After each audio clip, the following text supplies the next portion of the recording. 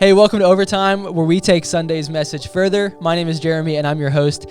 And this is a podcast where we just want to ask the questions that we think that you would ask as it relates to Sunday's message. And as we do so, we hope that it helps you grow in your life and your faith. With that being said, be sure to hit that subscribe button so you can stay up to date on all of the podcasts that are coming out. Not only that, hit the like button, because when you do so, it helps us help other people. And if you ever have a question about Sunday's content or about Overtime, you can submit those to overtime@npaustin.com, and we will be sure to get to those in future podcasts. So with that being said, here's a quick recap of Sunday, and then we're going to jump into our conversation today. All of us have a gap between where we are and where we want to be, and that gap never goes away. It just moves. So if I'm waiting for some fictitious end, I will spend my entire life in a state of unrest. And I need to understand that I can live heavy in both, because I'm so focused on the future, I don't enjoy where I am. Also, I can get so passive that it's heavy. I'm just not, my vision is non-existent. Life can become a series of never-ending problems we're trying to solve, rather than an amazing adventure we get to pursue. Matthew 11:28-30, it says, "Come to me, all you who are weary and burdened, and I will give you rest. For my yoke is easy and my burden is light." Isn't it true that we live by default rather than by design? I just want you to live life by design rather than by default. And that just requires a little bit of forethought. First part is this, I want you to design an exciting vision and a grateful condition. Then I want you to renew your mind to the exciting vision and grateful condition. If you can do this, if we can get this one thing right, this is what it means to follow Jesus. As Jesus said in Matthew, you're going to find rest for your souls.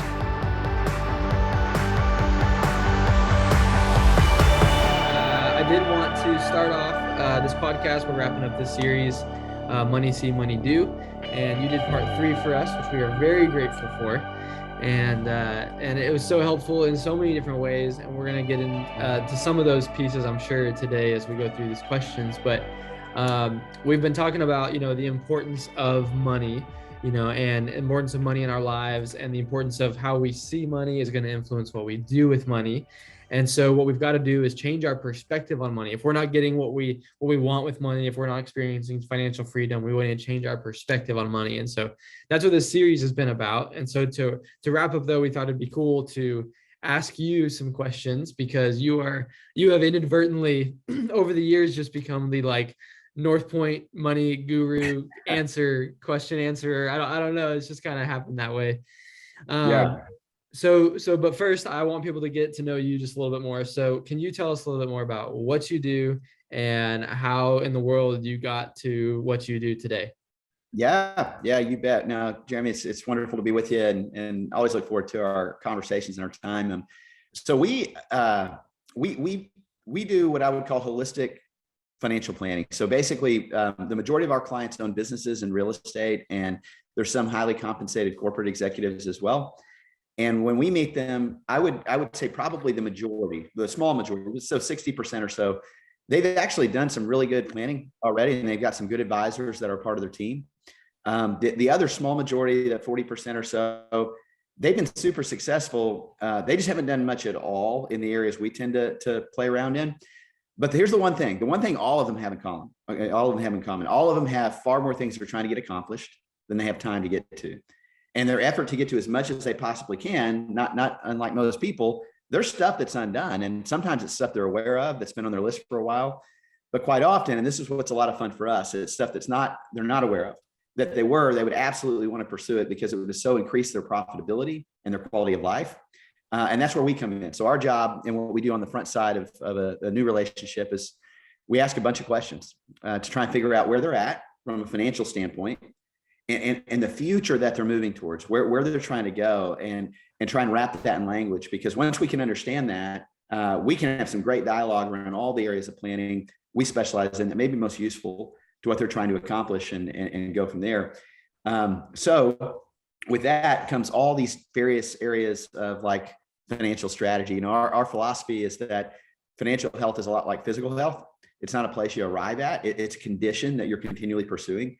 And so when we can objectively see, and I think this is just a good way forward for anybody, when they can take time to regularly see, where am I as it relates to where I want to end up in my financial life and my financial story, and then have someone, a coach or an advisor, that can come in and say, yeah, here's where it seems like you are relative to where you're trying to end up. let's talk through some relevant areas of planning that may be useful to your unique situation and what you're trying to accomplish. So, and it's a ton of stuff, Jeremy. It's everything from like tax ideas. Like I'll give you an example. So I met with a friend of mine, actually, who but the other day, and as we were talking, we figured out, hey, so he's got this great family business that he's had for a while, and he's got 3 kids, excuse me, that are in between the ages of 13 and 18. And I just asked him, I said, man, you've had this great business going for a while. I said, do you pay your kids? And he said, yeah, Wes, I pay for their band, their soccer, their golf, their food, and I said, yeah, listen, I get that. You're paying for all their stuff. I said, but did you know, I said, they work in your business. I said, did you know you can pay them, each of them, about $13,000 a year from the business if they're doing work in it, and your business gets a full tax deduction for it. You don't pick it up as income. And then they can go pay for band and golf and all these things that you're doing now with pre-tax dollars, with after-tax dollars. Now you can do it with pre-tax dollars.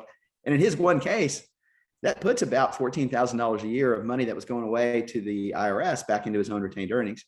And there's hundreds and hundreds of those kinds of ideas, both for people that own businesses, people that don't own them. So like one area would be like, we just want to come up with a good tax plan, so that you're not unnecessarily paying money that you don't have to the IRS. This is just legal, things that are written into the code that, frankly, some people just, they don't, when we talk about money see, money do, they don't see that opportunity. They're just not aware of that opportunity.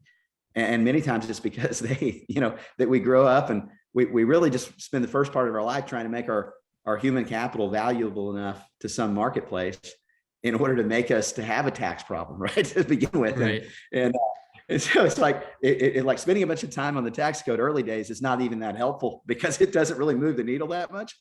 Then you wake up and all of a sudden you're down the road and taxes are one of the single largest expenses that we have. So am I paying attention to what the rules are and am I putting those in place? So that's like one small example of like we could talk about holistic financial planning for like 8 hours here. And I know we don't have that kind of time on the podcast, but I wanted to give you a sample of like some of the things that we might discuss. Yeah, that's great. And I was instantly hearing you say things that I was like, oh man, you guys have like done this and executed this plan. And hearing you talk about some things, like I just love how like, I don't know, marketable your business is and how you've made it. Like, here's what we do. Here are the things we say. Here's how we say them. And it's like, I don't know, it's always so clear to me, which I super appreciate.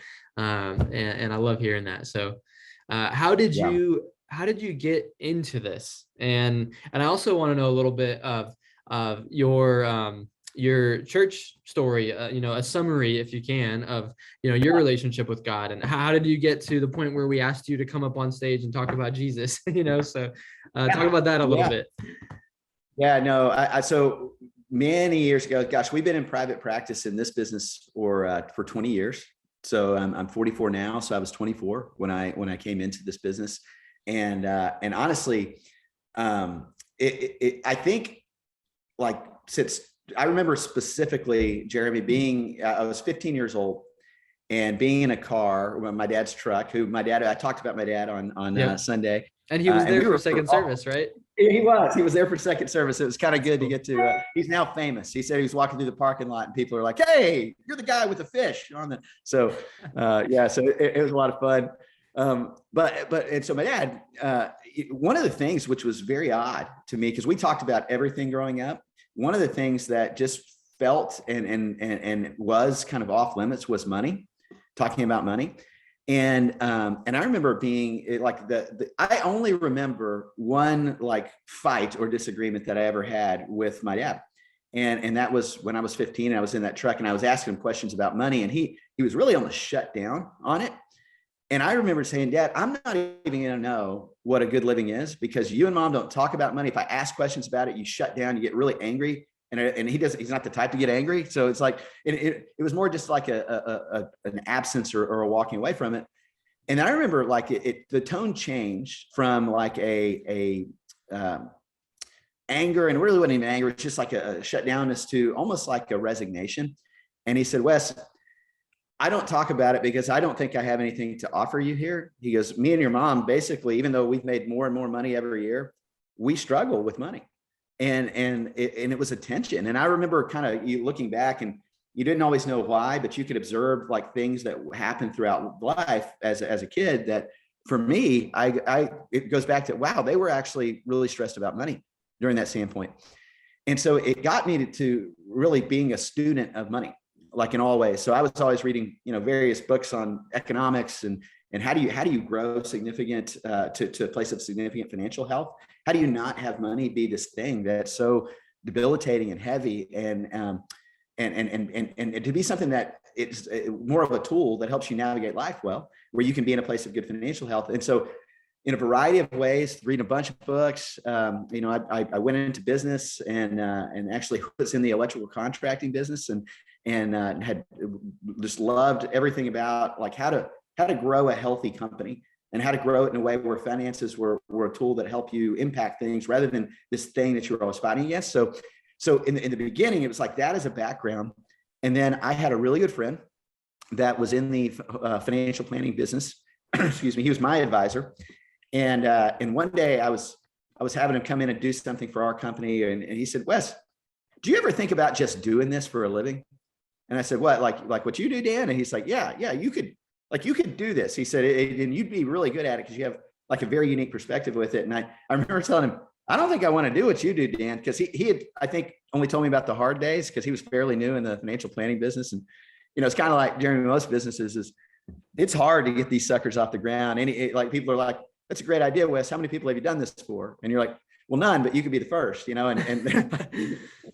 you don't want to be your surgeon's first surgery, so it's like, it was one of those things but after enough time and kind of looking at the way it could be done, we about 6 months after that conversation, went into private practice, and it was very, very hard. I always say it was like taking a plane off the runway, when and the runway is the length of your bank account.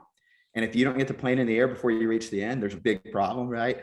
So it was a very, very difficult, but over enough time, some 20 years later, I would say being on the other side of having flown this plane for a long time, it's what I thought it could be. And I think we make a big difference in the lives of the people we get to serve, love the clients that we have. And so, it was a long road, but that's kind of our little, venture into it. And as far as my faith story, what was interesting is Jamie and I, she grew up casually going to church, I would say, a variety of different churches over time. And me too. It was never like I was not opposed to God. I was always thinking I believed in God, and I didn't understand anything more than like a cursory, okay, there's like a living relationship with God. And I remember Jamie and I, one day I had a really good client of mine who was a good friend. And this is when I was still in the electrical business, but right before I made the switch. He's also now a client of ours in the financial business, but I was always giving him tapes of like Zig Ziglar and people, these motivational speakers, because I was always drawn to that kind of stuff. And one day when I was at his office, he said, "Hey, Wes, I've got a tape for you." And he had this, it was actually a tape, a cassette tape, right? So it's old school. And I think I'm the last generation that knows, experienced those. I had a little tape player and all that. I wanted to check in with you to be sure you did understand. So I did, yeah. So he had this cassette tape and I remember I put it in. It was a missionary that had come to his church and spoke. And I just remember thinking as I listened to it, and the words were so impactful, he came at it from a different angle than I'd ever heard before, about that this is a relationship that you can actually walk with Christ, not once you die and go to heaven. That's great, and I'm glad that's there. But this is about actually being real in your life right now. And so I remember sharing the tape with Jamie, and then both of us just saying, "Hey, we should go find a church." And so we went to a bunch of different churches and ended up, there's a great church here in Austin Shoreline, Pastors Rob and Laura Oak. And I remember showing up and I remember thinking this to myself as he would teach on Sundays. It was one is I would go in and I would miss the music because I thought that was weird, the music that they play. And I was like, can we show up in time just to hear the guy talk? Because I don't know if this is even okay. There's horns and, all these kind of things, which I'm since very grateful for. But at the time we'd go in and he would talk. And I remember thinking to myself, he is talking about for free on Sunday what I'm paying $5 a tape for, because he was talking, but he was actually saying these aren't Zig Ziglar principles. These are actually things that God said about how to do life well, and that he wants you to walk with him in a relationship. So I remember over time, I don't know, it's probably 3 or 4 months, Jamie and I both decided, hey, we want to go all in. We want to follow Jesus. We want to become Christ followers. And so both, kind of gave our lives to the Lord on the same day. And from that point forward, it was part of the DNA of how we were living and who we were becoming. Is let's see what Jesus has to say about that. It became less abstract and so practical into our everyday lives. And because I was newly into the financial business, I remember we were at a men's group there, and I had one of the pastors, because in church world, I'm sure you are not unfamiliar with this at all.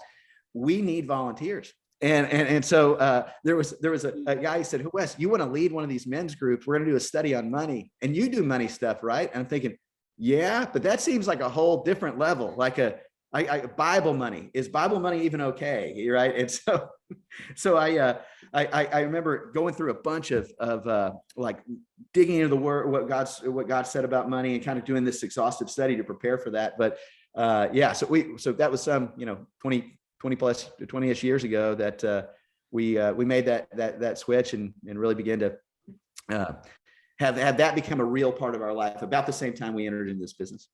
Wow. Yeah, that's awesome. That's so powerful. Thank you for sharing all that too. And it's wild how those two, that conversation with your dad, and then the tapes and the experience, and the one that your friend gave you, how those have converged into how you've helped people kind of experience God through money, throughout your life. I mean, in your business and what you talk about even on stage at Northpoint. It's cool. It's cool to see kind of from the outside. So I want to dig into some questions. We got a couple submitted, and then we added a few that we just thought would be like, man, if we're sitting across having coffee with Wes Young, what would we want to say? And the first one is kind of more of a foundational one, and you hit on something briefly as you were talking about what you do.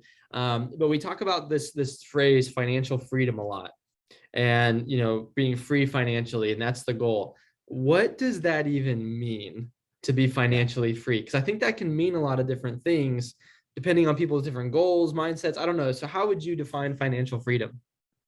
Yeah, I actually would put it in a couple categories. I think first there's this category of financial health, and I think long-term financially free financial health is a necessary component. And the way I would describe financial health, as I brought up earlier, is financial health is not a place you arrive at. It's a condition that you continually pursue. And as I look at the various layers of financial health, I think there's in large part three big layers. One layer, which is where the majority of the population of the world live, is what I would call surviving. And the way I describe each of these layers, it all relates to kind of a play on what does it mean to be rich. So rich is, we believe, also not a place you arrive at where you have more money than you have ideas. I think that's a subconscious thing people move towards. I think being rich is the activity of creating more than you consume financially. Being rich and financial health, as it relates to that, is when I'm surviving, I'm consuming as much or more than I create. And this is a pretty interesting point of discussion, Jeremy, because most people live most of their life in surviving, and I would say it's by default they live there, because most people believe something that's just not true about money. Most people believe that in order to really break forward to the next level financially, I just need to make a little bit more money.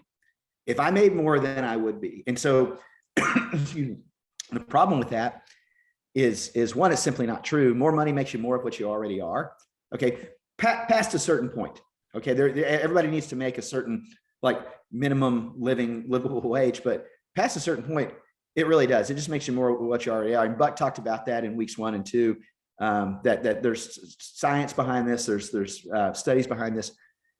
But most people, when they carry this mindset that I need more money to become something I'm not, what it does is it really creates a victim mentality where the problem is not with anything I do, or the problem is not with anything the way I see the world. The The problem's out there. And if the problem's out there, I can't do anything about the problem.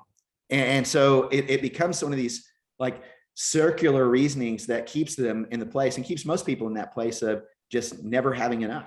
And so I think when it comes to financial health, everybody like generally starts in that condition. We're surviving. Then if you imagine a pyramid, so on the bottom, if they're surviving, in the middle of that pyramid would be stabilizing. And on the top would be what I would call thriving as it relates to financial health. So both stabilizing and thriving, they meet that definition of rich, which is being rich is about creating more than you consume. So people who are surviving, they are able to create more money, more income than is being consumed each month, generally because they work, right? Their human capital, their life is engaged in the marketplace for some kind of return. And so they've got more money coming in than is going out to expenses. And so they're able to save money, they're able to give money. And that's like the second layer of financial health. And we spend a lot of our lives there as we're living. The third level is this: they are able to create more than they consume, and they've structured their lives and their income and their outgo in such a way that it's no longer dependent on their human capital being engaged in the marketplace to continue to create more than is being consumed. In other words, they created enough economic value outside of themselves in the form of whether it's businesses or real estate or liquidity, to where those things are generating money, and it's more than what is being consumed every month. And they're still able to give and save and grow and live without necessarily having to go show up for work every day. So if you think about that, the road to financial health, and I also think that none of that is a condition of permanence. So everybody's a handful of decisions away from moving in one direction of health or moving the opposite way of getting a little less unhealthy from a financial standpoint. I think then you have this other idea of like, there's financial health and then there's financial peace. Interesting is you can have financial peace regardless where you fall on the road to financial health. Because I have met, and I know you know these people too, Jeremy, people that have extraordinary amounts of money, and they are more freaked out about money than they've ever been. So the size of the pile is not something that gives you financial peace. I'm for a bigger pile. I think we want that because I think you can do incredible things, and I think you can be extraordinarily generous, and you can help fund things, and you know, I just don't think anybody in their right mind says, you know, I really want to have absolutely no money. I would love to live just paycheck to paycheck with no money coming in. You know, I don't think that that's a badge of honor. You know, I don't think that's the life Jesus invites us to. But I think what's interesting is you can have a massive amount of money and have no peace whatsoever. Peace, I think, comes from those people who, how they view money is that they are not an owner of it, but a steward of it. And this is something that I think Jesus invites us into all the time is well, yes, you should do wise things. Like you need to create yourself a structure in life where you're creating more than you're consuming. But understand at the end, you are a steward of that money. You are not an owner of that money. And when you can understand that, and you understand that actually God owns it all, it becomes this thing that it's a part of the adventure that you get to participate in. But it's not something that like you are responsible to like you, it's not all yours. And I think when you begin the process of shifting over your mind to where this is actually something God's put me in charge of for a while, because all of us, I don't care how great you are with money and how much money you have, eventually you will no longer be on this side of eternity. And when you're not, all that pile, all your money goes somewhere else. And I think the earlier you can grasp that, the better off you are as it relates to your own financial peace, because you understand, hey, God owns it all. He's invited me to participate in a steward. And I think we'll talk about some examples of where Jesus spoke about this in a second. But so understanding that there is a difference between financial health and financial peace, and you can have financial peace without having necessarily financial health. And we've got great people at Northpoint. We tell tons of stories about people that they show up every week with their time and with their money. And it's not because they just have this excess. It's because they've made a decision that this is a stewardship. And I'm going to just participate in I love to get to participate in what God's doing here. And to do that, I need to put him first by saying, hey, I'm gonna give right off the top money, and not because my pile is big enough to where I don't need to get any, I don't want to make it any bigger. It's because I believe that God takes full responsibility for a life devoted to him. And a part of that is just the stewardship opportunity we've been given. And they have financial peace, even though they're not at the pinnacle of financial health yet. I'll say this, and I know you got more questions here. I think that the goal should be to also move towards financial health, because I think there's a bit of sometimes a passivity when it comes to how we handle money every day and the decisions we're making with money. So I don't think that that's a steward, like when you say, well, gosh, it's not my money anyway, it's a stewardship. But I really do think you need to think of it as a stewardship. Like the goal should be to continue to grow into a next level of financial health. But you don't wait to be in financial peace before you get there. You start right now by giving and then saving and then living off the rest. Man, there was a lot there packed in that answer, and I literally started going, okay, I need to take notes, because this is really, really helpful. I've never heard that before, that distinction between peace and health. But that's so helpful, because yeah, people so often, I mean, I myself included, like we combine them and go like, oh, I'll have peace financially once I get, or once I even like once I pay off this debt, or once I can get to saving 10% in retirement every month. And it's like, no, it can be found right where I am. And that's hard. Yeah.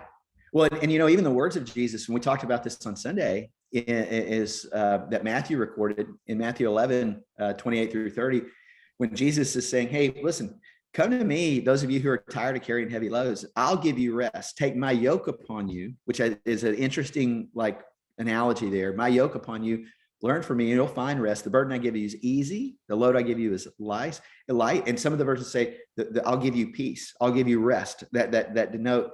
But what is it? He when he talks about take my yoke upon you, it is a yoke was built to harness animals to take things places, right? So we were meant to go. We were meant to create. We were meant to move into a future that's different from where we are.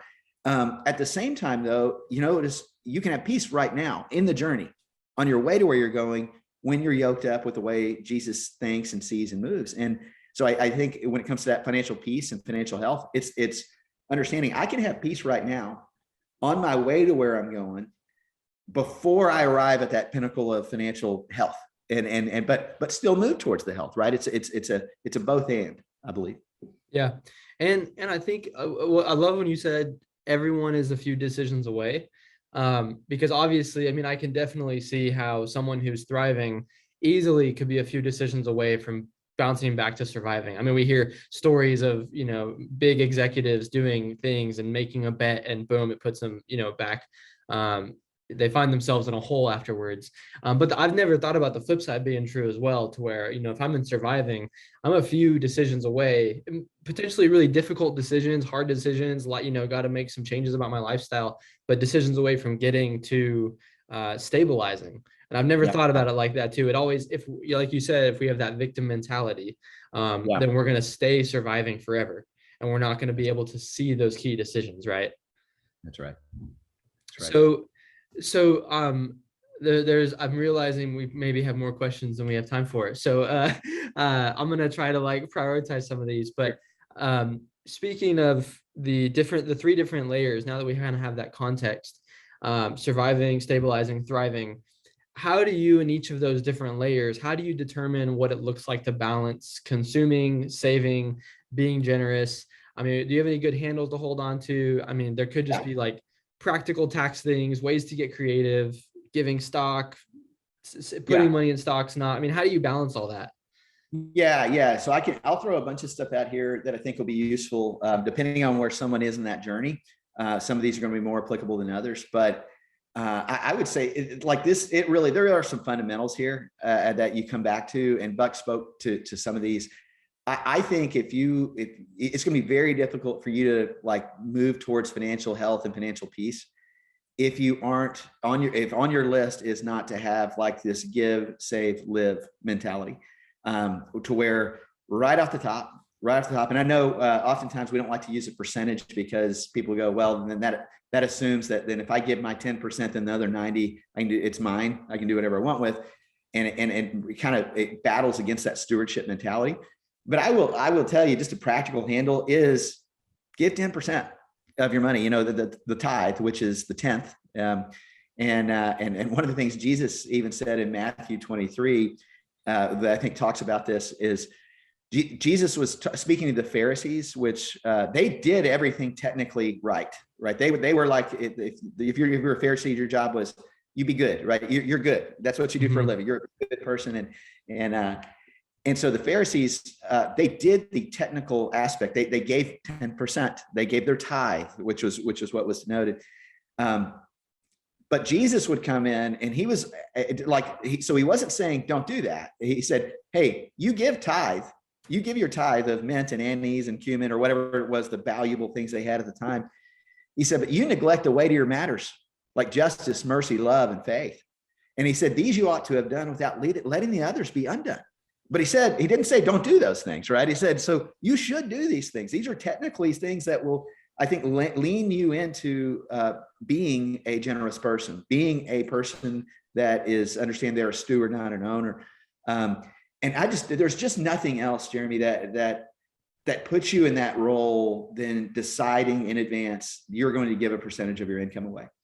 And it also, what I believe it does is truly, it's one of the only areas that I find in over and over in the scriptures and what Jesus has said. And it's one of the areas that something happens in you when you begin, because it's so contrary to like this world thinking, meaning if financial security means I need a bigger pile, then if I give some of my money to you or to a cause or to something outside of me, that means it's less money getting in my pile. Therefore, that's my financial security. But if I truly believe there's a God in heaven that loves me, that has said, hey, I'm going to provide for all your needs. You don't need to worry about that. Now, I'm not saying you abdicate responsibility, but he says, I'm going to provide for your needs. If I believe that, and I believe he's also invited me to say, hey, put me first, trust me in this, and see if I won't open up windows of heaven and pour out blessings where there's not room enough to receive it. If he says, if I trust you in this, if I put you first in giving, I just know you're going to take care of it. Now, it's not a genie, right? We're not rubbing a lamp and saying, okay, I gave my money. Now I'm going to have no financial problems. Everything's going to go the way I expected. But I will tell you, man, there's something about a relief that happens in me when I can say, God, I know this is all yours anyway. I get to participate in it. And before I do anything, just to remind myself of that, I'm just writing this check, and I'm doing it because I believe you were in full control of my financial life, and it does good, right? And there's something that happens in all of us, even with generosity. And Buck, I know, talked about the paradox of generosity, that book, but it is contrary, like to human thinking, is that giving is one of those catalysts. It is a cornerstone habit that when implemented, I've just seen radically alter the lives, the financial piece for sure, but ultimately financial health of the people that do it. So I think fundamentals, you've got to build, you should be on your list, a way forward that involves, I'm going to give first, I'm going to save second, and I'm going to live off the rest. That will never happen by default. It only happens by design. And so I think that's fundamental to becoming financially at peace, but also the byproduct is when you start doing that, you kind of clean up these other areas. It does like have this ripple effect, of like leading you into habits that just are naturally going to create more financial health, as well as having peace on the way in the journey. Yeah. So you're saying that, making Give, Save, Live kind of a framework for, more of a non-negotiable in how we make financial decisions. It, in a way, it creates financial peace, but it also is probably going to move us up that kind of scale in terms of financial health. Yeah, you're absolutely right. It's kind of like when we talk about, we talked about Sunday a little bit, but there are habits that lead to other good habits, like ripple effect. Like if I start showing up to the gym every morning and work out for 30 minutes or 45 minutes or an hour, and then I go into my day and I have choices to make by default, just because I've spent that investment of time at the gym, I probably will make different eating decisions than if I didn't go to the gym. because I'm like, man, I worked really hard. Do I want to waste that? And I think giving, saving, living, that mentality, when you start that giving, it makes you make different decisions. It helps you make better decisions and live with fewer regrets and live lighter. I mean, at the end of the day, I could tell you, because I've sat on the other side of the table from them, Jeremy, people that have a lot of money, significant money, and you would so never want to trade lives with them because they are so far away from what is financial peace and rest and joy and gratefulness. And I think you can have both. I think that Jesus invites us to that. I don't think it's a either or. I think it's a both and. But man, it won't happen. It won't happen without that generosity component. Just may be one of the single most important things I've ever seen as it relates to being happy, financial peace. And ironically, it does lead. I mean, some of the most generous people I know, and you know them too, is they have pretty big piles. I mean, their life's pretty good, right? But they were giving far before that pile was ever where it was, and that pile is not where the security rests. So, yeah. Yeah, I think that's powerful too. You just said that they were giving far before that pile, grew to the size that it is, and that giving just grew proportionally with the pile. I mean, the giving just, now they get to be generous in really powerful ways. Yeah, I remember, it was funny because there's certain people are just, some things are naturally easier for them to do than others when it comes to their faith journey. And giving was one of those things for me that when I was first taught it, and I remember thinking, well, why aren't we doing this? This, of course, we're going to give 10% of our income. And Jamie was a little slower to come aboard on this. It was, we had these, and I don't know if you have these at your house, Jeremy. Occasionally we have marital adjustment sessions, which are also known as fights. But we don't call them that. It's kind of way more spiritual if you just call them a marital adjustment session. But it would be like, Wes, that would be $300 a week that we'd be giving away. What are you thinking? We're not. And now, granted, she's great and has come along. But some things, just I think in most families, like one of you, people that are listening to this right now, somebody's like, absolutely, we're going to do this, and the other person's like, this is why we shouldn't listen to podcasts, because of this right now. Why are we doing this?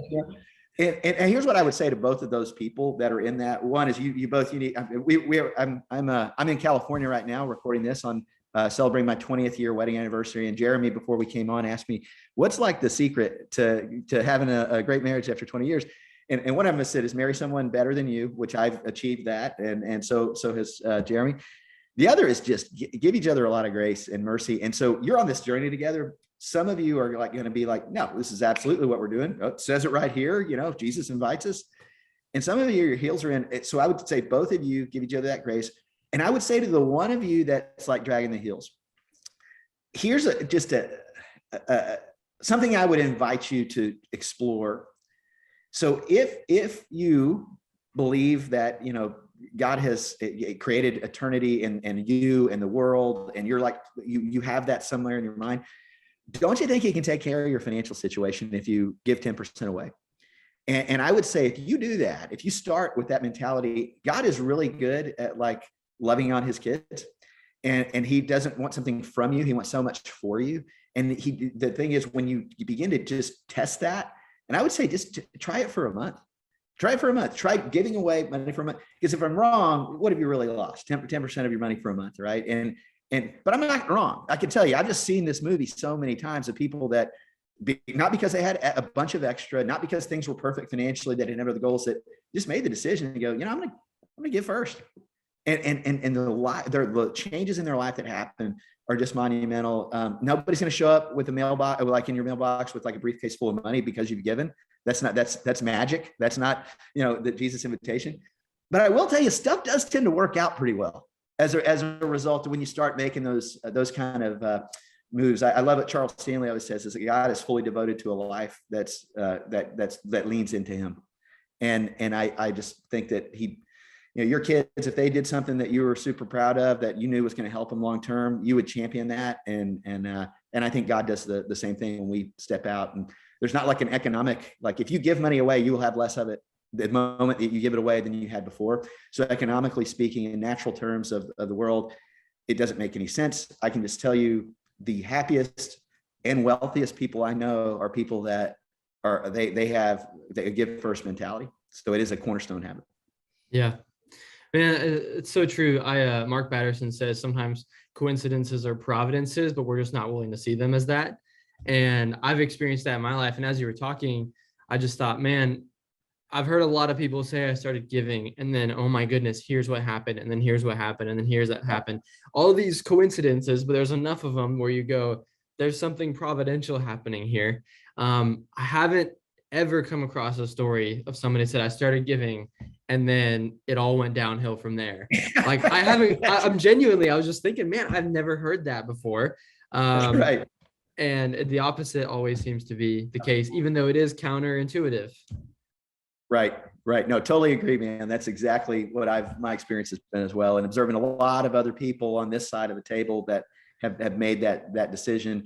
No one I've ever met in my life has ever said, really regret that decision to be generous. Yeah. Yeah. Okay. I want to hone in and get really practical, maybe fire through a couple quick questions in our last few minutes here. Just any, and I'm going to say like, it's a quick question, and then I'm sure you have like so many things to say on it too. Just any quick, like best practices with budgeting. Someone who's started out budgeting for the first time, best practices, what would you say?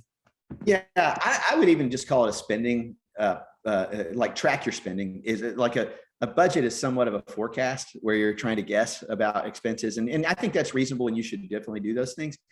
But the bigger deal is regularly each month, just being able to clearly see, where did all my money go?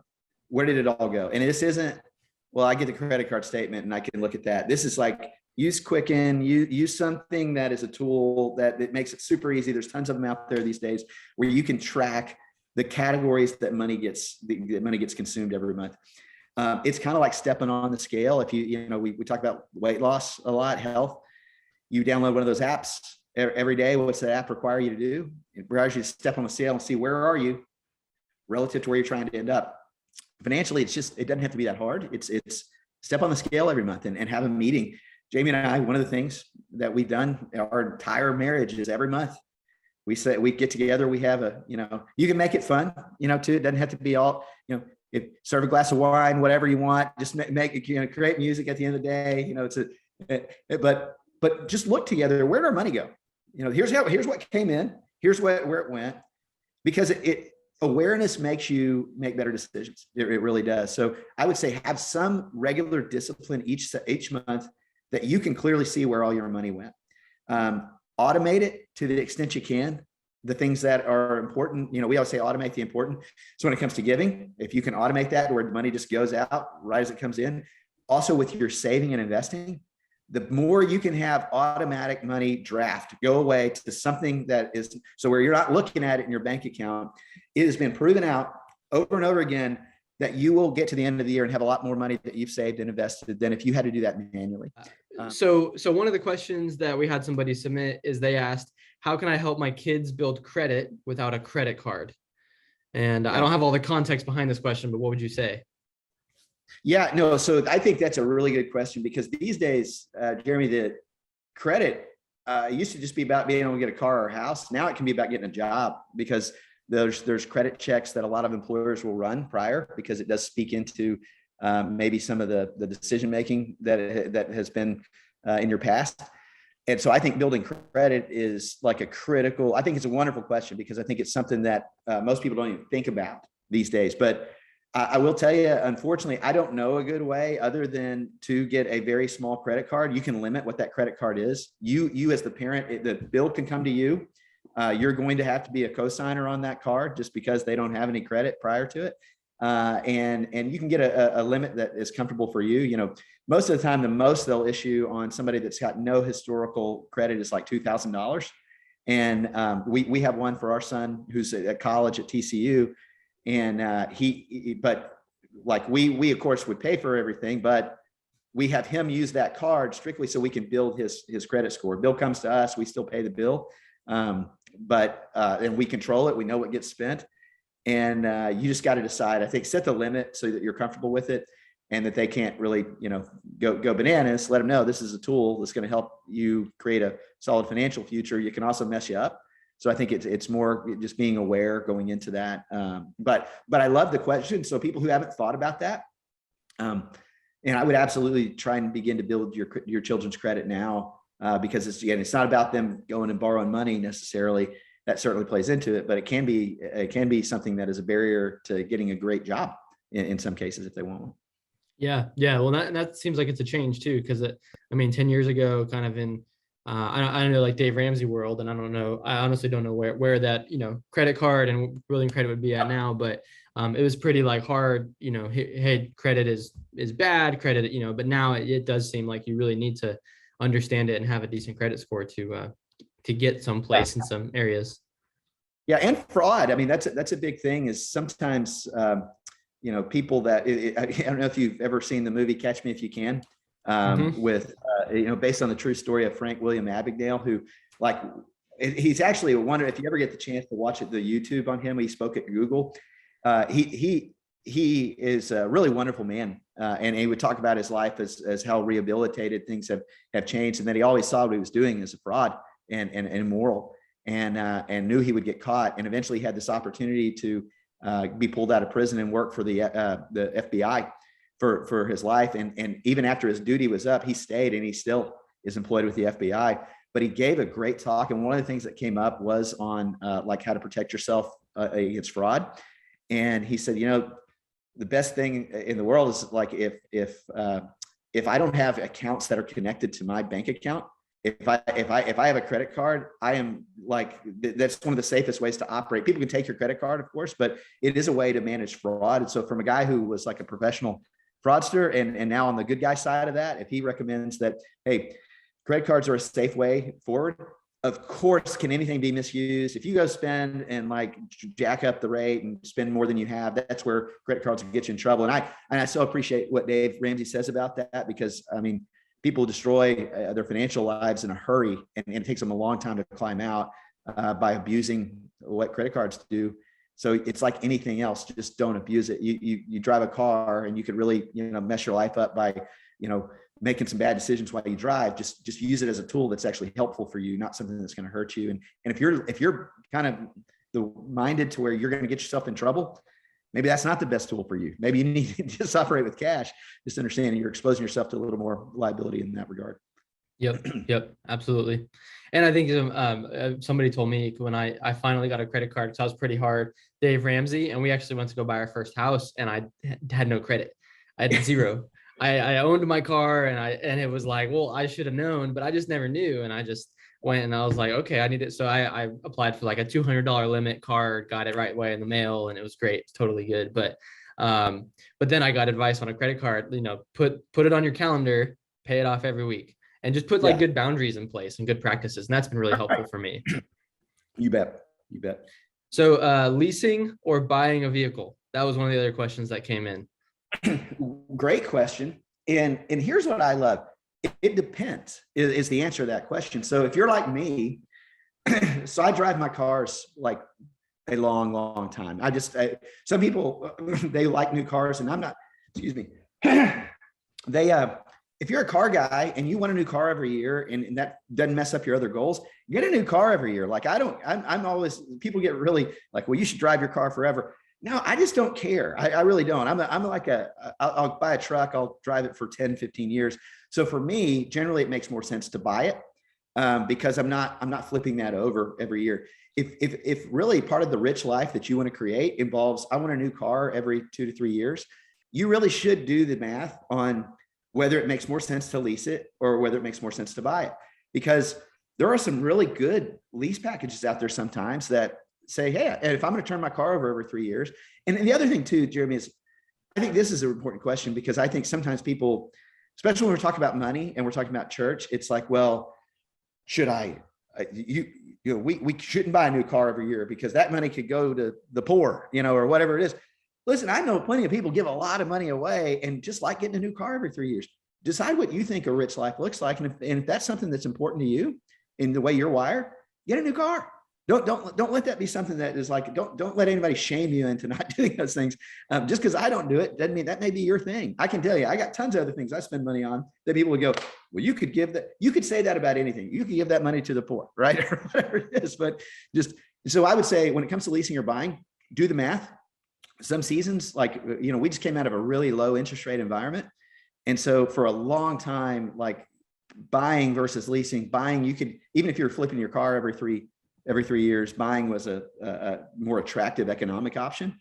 But I would say it changes every time. So do the math, total it up, say if I'm turning my car over based on what I drive, because some of these leases, if you drive too much, that can really hurt you. But if you're not driving a bunch, sometimes and every 3 years I'm going to get a new car. It makes more sense economically to consider going that direction. Yeah, absolutely. Cool. Last question is basically more geared towards someone who's in their early 20s, starting to think about how can I build my financial life? How can I start this story for me? Obviously, there's unique opportunity early on with compounded interest to start putting money away, investing it, Roth IRAs, things like that. Start that early. Also, there's the camp of, hey, have an emergency fund, be prepared for whatever comes your way, 3 to 6 months at all times.